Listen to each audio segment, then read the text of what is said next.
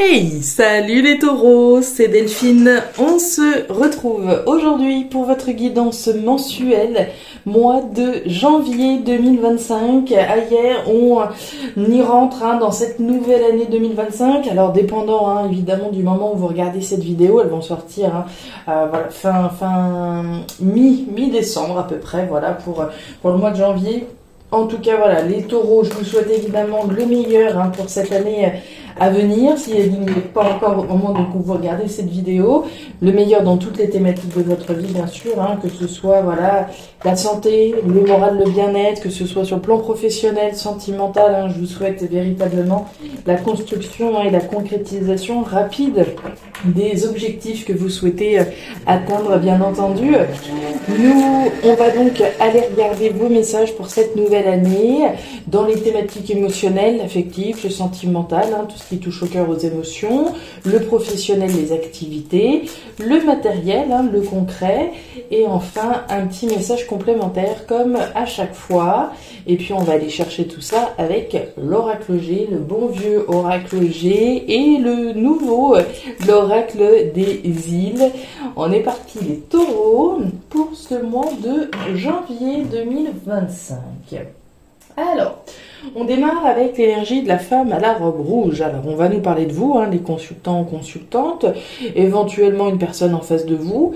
On est avec l'énergie rouge, dans une énergie de feu, d'une certaine façon, d'action, de faire, de dire, d'agir. Donc ça bouge avec l'énergie de la femme à la robe rouge. Vous ou quelqu'un en face de vous, on s'affirme, on avance, on y va. On n'a pas... c'est quoi l'expression ? J'ai pu. Ça commence bien, Delphine. Truc dans les sabots. Il y a une expression avec les sabots. Je ne sais plus, ça me reviendra peut-être. Voilà. Bref, voilà. On est dans une énergie d'action, de dire, de faire, d'agir. Ok. Par rapport à quoi ? Qu'est-ce qui se passe ? Allez. J'ai cette expression, si vous l'avez pour moi, il y a un truc avec les sabots, les pieds dans le même sabot. Voilà, il y a un truc avec les pieds dans le même sabot. Bref.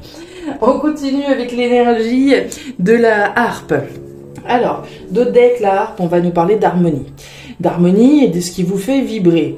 Ok, les arts, la culture, la créativité vont typiquement être représentés par cette lame, donc on peut agir, dire, faire des choses en vue ici d'une activité peut-être en lien avec la création et les arts, c'est possible.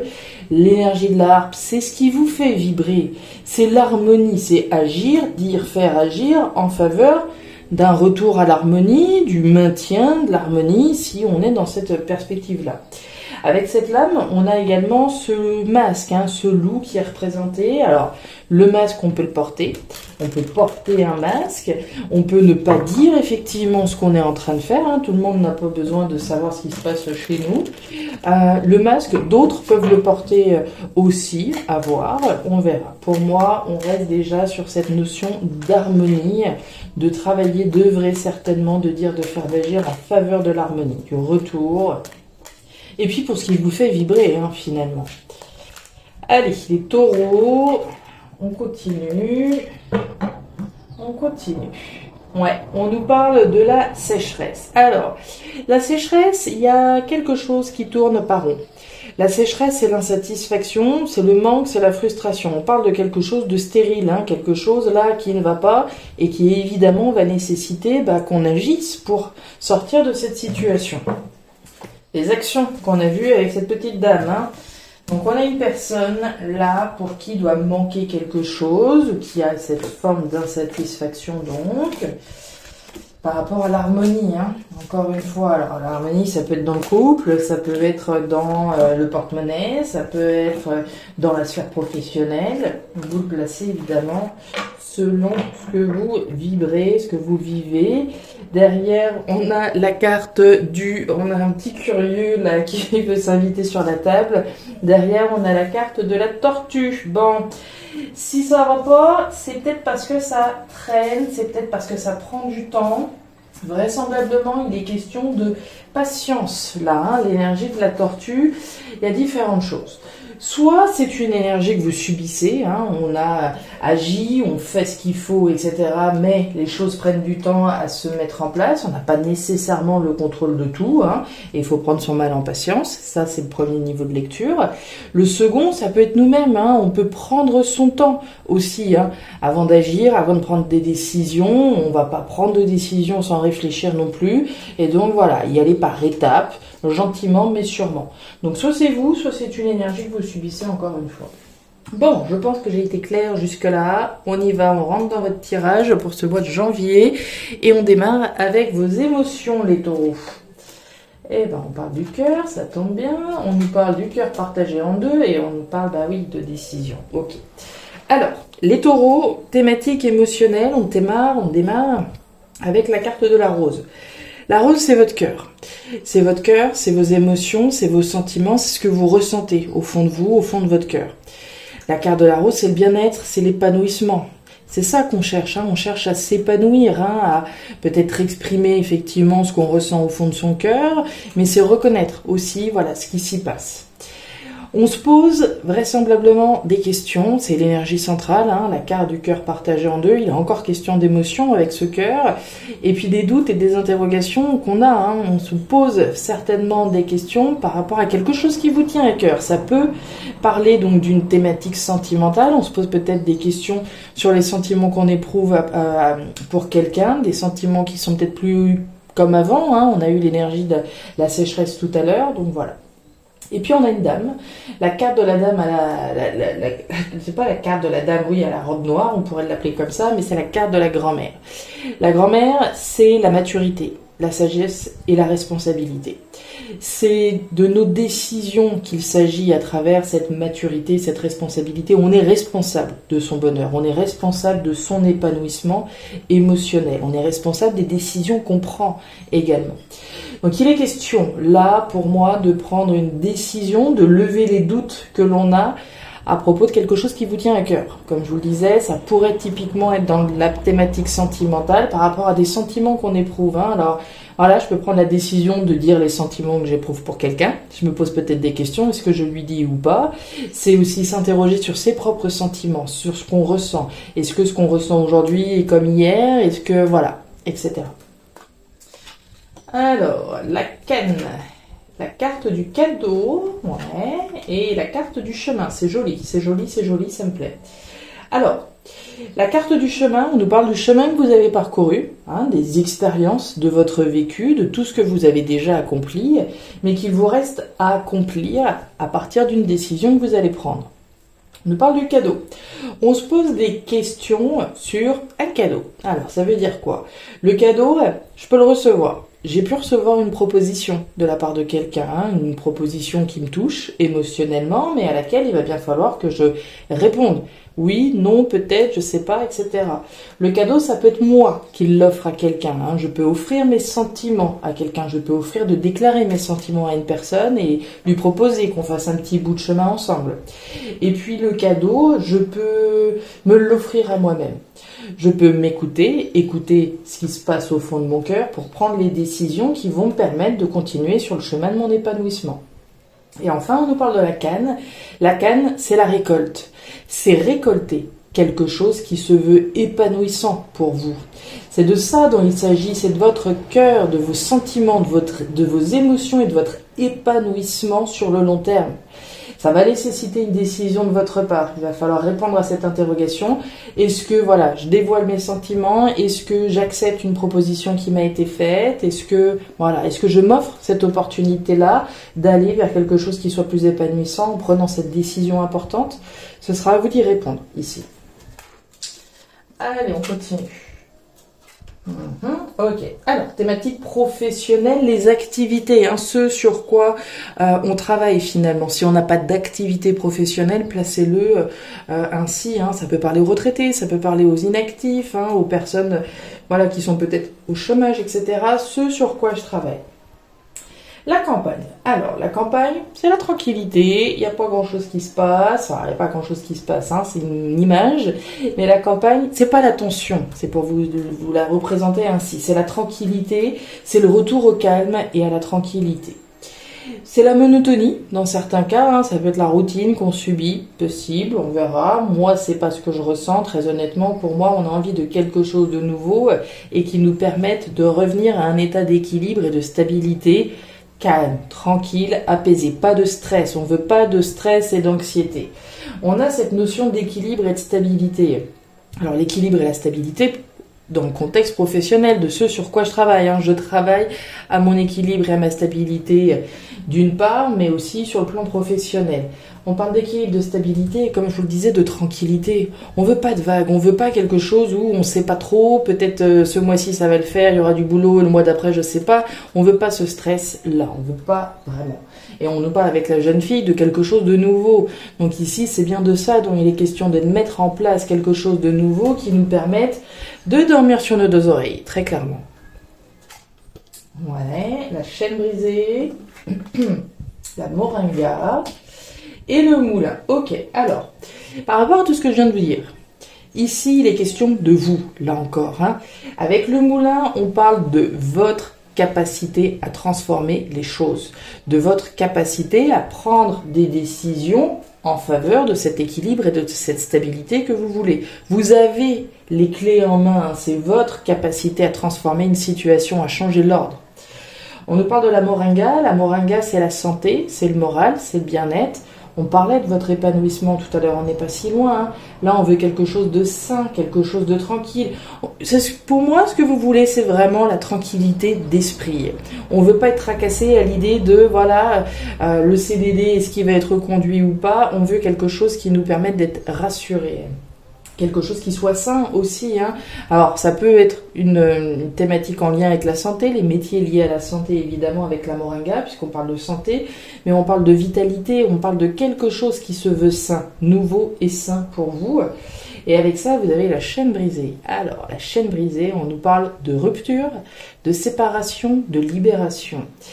Il est question, je pense, pour certains taureaux, là, de mettre un terme à une situation, de vous libérer d'une situation pour créer quelque chose de nouveau qui soit plus sain. C'est de vous dont il s'agit, c'est la décision qu'on prend ou pas.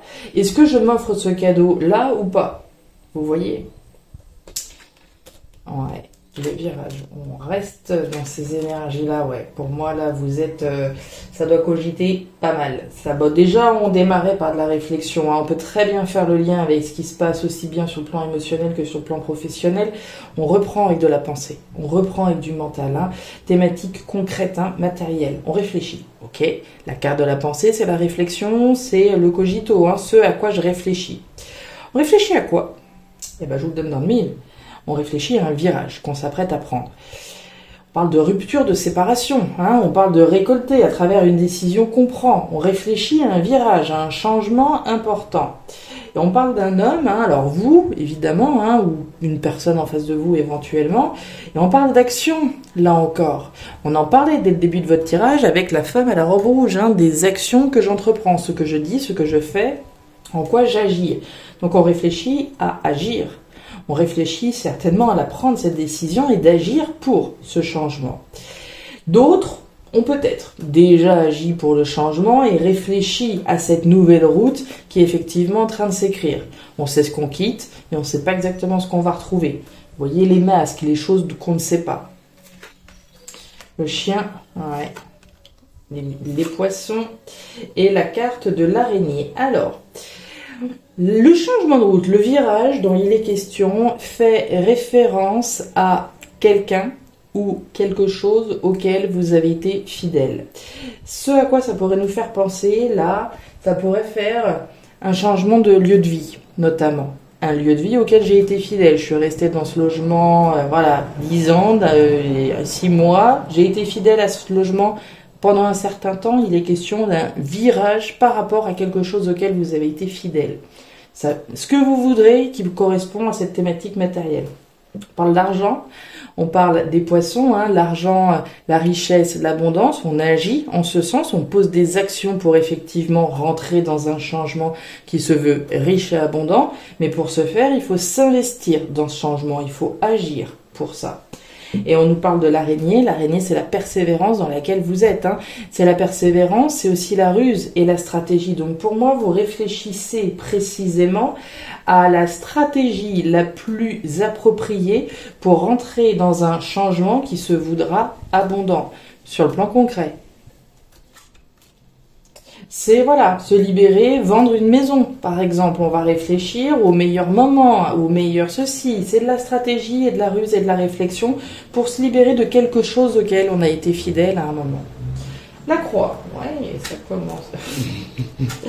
Assez redoutable votre tirage. Bon, vous voyez les résonances. Hein. On parle de la fin, on parlait de changement, de bifurcation. Hein. Le changement, il est plus ou moins radical. Là, on voit que c'est radical. Et on a bien quelque chose auquel on a été fidèle. Mais on a peur, on réfléchit à la meilleure stratégie, il ne faut pas se tromper. Donc on voit bien que c'est la fin de quelque chose auquel vous avez été fidèle, mais on voit également les peurs que ça peut générer. Peur de se tromper, peur qu'on abuse de votre confiance, peur de ceci, peur de cela. Il y a mille et une raisons d'avoir peur, effectivement. Donc il est bien question de la fin d'une situation à laquelle on a été fidèle. Ça peut tout aussi bien résonner avec ce qui se passe là. On parlait de rupture, de séparation, saine. C'est vous qui avez les cartes en main, d'accord ? Donc ça peut tout aussi bien résonner dans ce sens-là. Ici, il était question de prendre une décision. Si quelqu'un m'a fait une proposition, qu'est-ce que je fais ? J'agis, j'accepte, qu'est-ce que je fais ? Qu'est-ce que je décide ? J'ai pu être fidèle au célibat. J'arrête, j'accepte une proposition, mais j'ai peur de lâcher ma petite vie telle qu'elle était, de me remettre en couple, de me remettre au ménage, ça peut tout aussi bien être ça.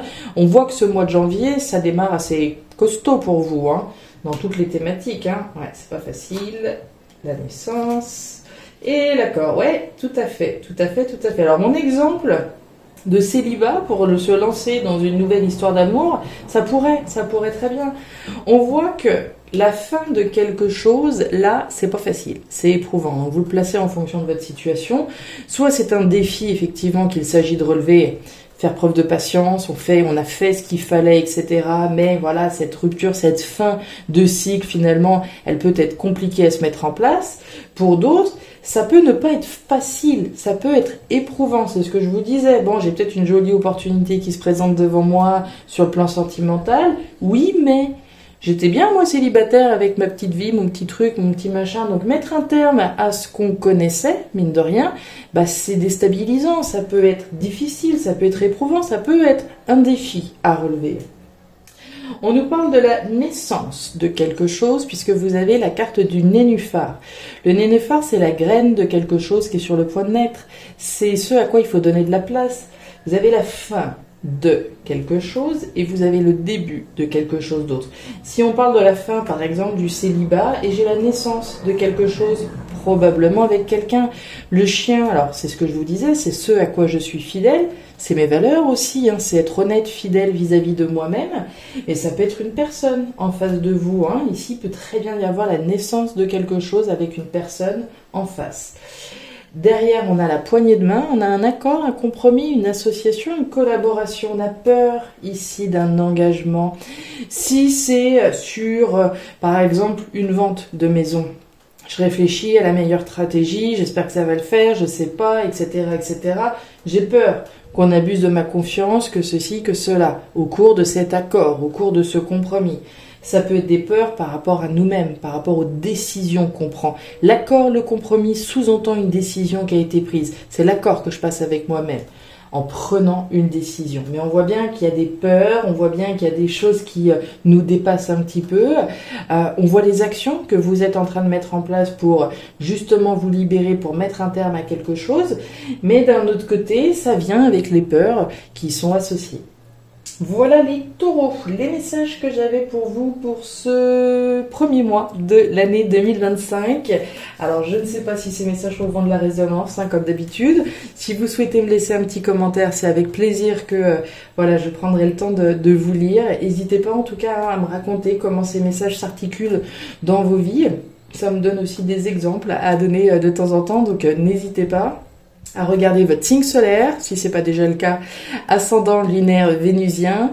Et si vous le souhaitez, vous pouvez également me joindre à guidance-de-delphes@gmail.com. Toutes les infos sont en description de la vidéo. Je vous souhaite un très joli mois, une très jolie semaine, un très joli mois de janvier. Le meilleur pour la suite, une très belle année évidemment, et voilà, le meilleur pour la suite. Prenez grand soin de vous. Au revoir.